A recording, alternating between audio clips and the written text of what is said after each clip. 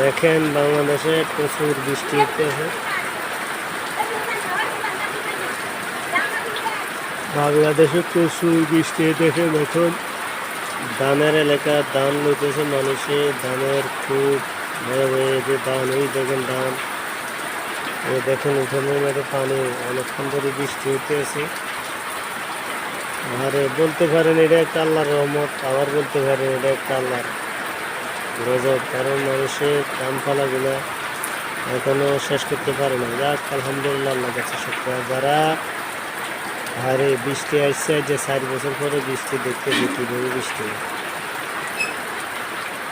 যারা প্রবাসে আছেন তারা ঈদের আগে চলে আসলে বৃষ্টি সময় যে একটা শান্তি, যে একটা সমৃদ্ধিময় লাগে, সেই শান্তিটা উপভোগ করার জন্য আপনারা সবাই দেশে চলে আসেন।